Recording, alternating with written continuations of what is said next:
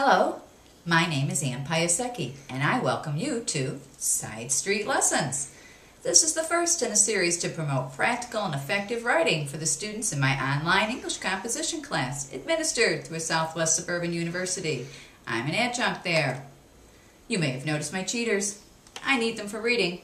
I don't for this YouTube. As for what I'm holding in my hand, it's a microphone. Well, it's really a flat iron. Did you use it today? Well, no.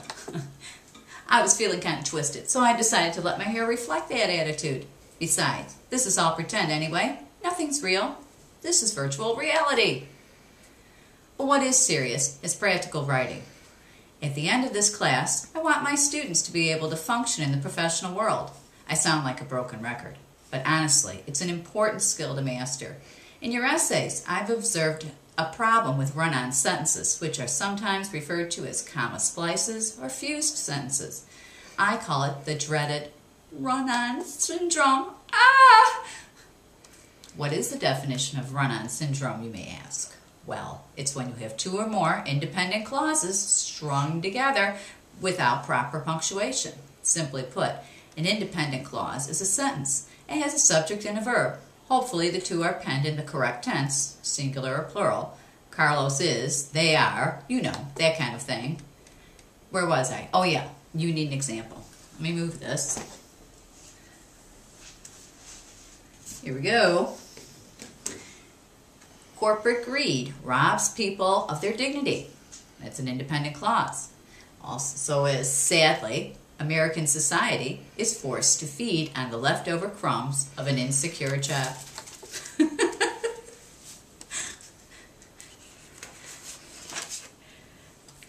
You can join these two independent clauses. Corporate greed has robbed people of their dignity.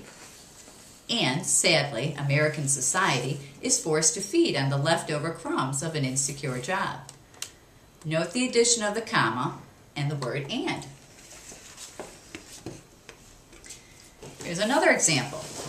Corporate greed has robbed people of their dignity. Sadly, American society is forced to feed on the leftover crumbs of an insecure job. Note the addition of the semicolon. It's another way you can break up the sentence. What tends to confuse writers is a mixture of dependent and independent clauses. A dependent clause, too, features a subject and a verb, but it doesn't fully convey the thought. Example, thought I didn't have one, huh? By the time Wall Street's abusive hedge fund practices were discovered, what then? This is a prepositional phrase. In this case, it's a sentence fragment. Here's another one. Better way to do it.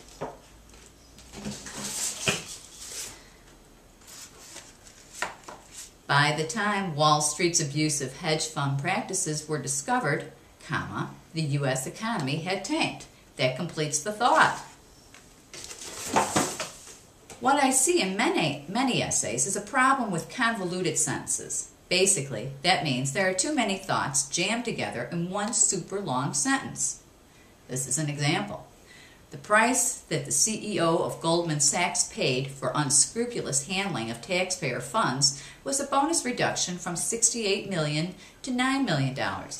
Now he'll probably be forced to eat macaroni and cheese. That's just tragic. Notice how the commas work to string clauses together. My pauses and tone of voice work to convey the message adequately enough, but left for the reader to interpret, the message is confusing. Try this instead. The price that the CEO of Goldman Sachs paid for unscrupulous handling of taxpayer funds was a bonus reduction from $68 million to $9 million. Now he'll probably be forced to eat macaroni and cheese. That's just tragic. Note that the introduction of a new sentence, it starts right here with the word now. Well, that's it for today's Side Street Lessons, and I hope you enjoyed it.